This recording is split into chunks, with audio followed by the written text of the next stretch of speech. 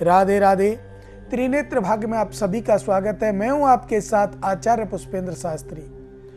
कि ऊपरी पराई बाधा कब तो घर में प्रवेश करती है, कैसे प्रवेश करती है, क्यों प्रवेश करती है, क्योंकि आप लोग जानते हैं आजकल बहुत ज्यादा क्रेज इस चीज का चल रहा है।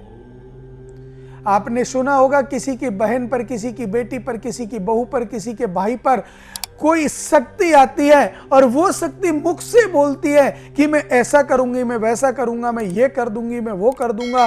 अर्थात अनेक प्रकार की भाषाएं बोलती है। कभी पितर बनती है, कभी माता बनती है, कभी बजरंगबली बनती है। तो ऐसी जो शक्तियां हैं, क्या कभी माता या बजरंगबली किसी के सर में आ सकते हैं? कभी नहीं आ सकते, क्योंकि अगर ये देव अगर आने लग गए तो फिर बहुत बड़ी बात है। ऐसा शरीर हमारा पवित्र नहीं है कि जिस पवित्र शरीर में वो सब चीजें हमारे शरीर में आ जाए। इतना पवित्र शरीर नहीं है। लेकिन जो भूत प्रेत गण पिशाच ऊपरी पराई बाधा जो है वो हमारे शरीर में प्रवेश कर जाती हैं और वही हमारी कोई मां बन के बैठी होती है, कोई बजरंगबली बन के होता है, क्योंकि वो उनके भक्त होते हैं। उनको मुक्ति नहीं मिली होती है और हमें एक जीवन में तो मुक्ति मिल ही नहीं सकती, क्योंकि हम वो सत्कर्म करते ही नहीं है जिससे हमें मुक्ति मिल जाए। तो अब ये हम कैसे निजात पा सकते हैं? ऊपरी पराई बाधा से अपने घर में रह करके कैसे निजात पाई जा सकती है? अगर किसी बंधु भाई के घर में ऐसी समस्या है, भूत प्रेत गण जैसी समस्या है, पितृदोष जैसी समस्या है, किसी की माता बहन को, किसी के भाई बंधु को कोई ऐसी शक्ति आती हो, वो सब बिल्कुल निसंदेह हो जाएं। आज त्रिनेत्र भाग्य एक ऐसा ही प्रोग्राम लेकर के आपके सामने आया है। आपको कोई कुछ नहीं करना, सिर्फ और सिर्फ आपके टीवी स्क्रीन पर जो नंबर चल रहे हैं उन पे कॉल करना है और सीधा संपर्क हमसे जुड़ेंगे और जुड़ने के बाद आप देखेंगे आपका जीवन सफल होने लगेगा। लेकिन समाधान आपको कराना होगा, क्योंकि कहते हैं एक है साधे सब सदय, सब साधे सब जाए। एक व्यक्ति पर ही विश्वास कीजिए, एक भगवान पर ही विश्वास कीजिए। एक भगवान ही ऐसा है जो आपके जीवन को सफल बना सकता है। गाय के लिए कभी दो पूड़ी ना दें।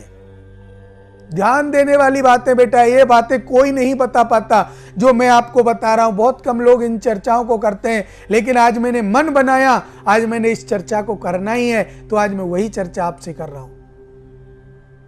गाय के लिए कभी भी दो पूड़ी ना निकालें। गाय के लिए 5 पूड़ी आप निकालें। 5 पूड़ी पे आपने खीर बनाई हो तो खीर, हलवा बनाया हो तो हलवा पूड़ी पर रखें और गाय के पास जाएं। 1 लोटा जल लेकर के जाएं। पहले जल से गाय के पैरों को धोएं। अगर गाय वैसी है, मारती हो या कुछ और करती हो, तो उसके पैरों की तरफ पैरों से हाथ ऐसे कर दें, मतलब पानी दूर से डाल दें, गाय के पास ना जाए और उसके आगे जा करके वो रख दें। और अगर सीधी गाय है, गाय वैसे सीधी ही अधिक होती हैं, कोई 1-2 ऐसी मिलती हैं, और सीधी गाय है तो बेटा थाली में वो जो पूड़ी रखी है उसमें थोड़ी सी हल्दी लेकर के जाएं। पहले उनके पैरों को धोएं, फिर उनमें हल्दी का, चंदन का टीका लगाएं और फिर वो पूड़ी उसके सामने कर दें। हाथ से पूड़ी खिला दें। अगर हाथ से नहीं खिला सकते तो उसके जहाँ पर उसके लिए खाने के लिए चारा रखा जाता है, जिसको कहीं खोर कहते हैं, कहीं लड़ामनी कहते हैं, कहीं कुछ अपनी अपनी भाषा में, वहाँ पर रख दें। वो खुद खा लेगी, कोई परेशानी नहीं है, आपकी गाय पूजन हो जाएगा। कुत्ते को आपको 2 पूड़ियाँ देनी है, जिन पर थोड़ा सा हलवा व खीर रख के कुत्ते के सामने रख दो और 2 पूड़ी पे थोड़ा सा खीर या हलवा रख के अपनी छत पे रख दो। ये आपको करना है, लेकिन गाय को कभी 2 पूड़ी मत देना, 5 पूड़ी देनी है। ये ध्यान रखने वाली बात है। अब मुझे दें इजाजत। राधे राधे।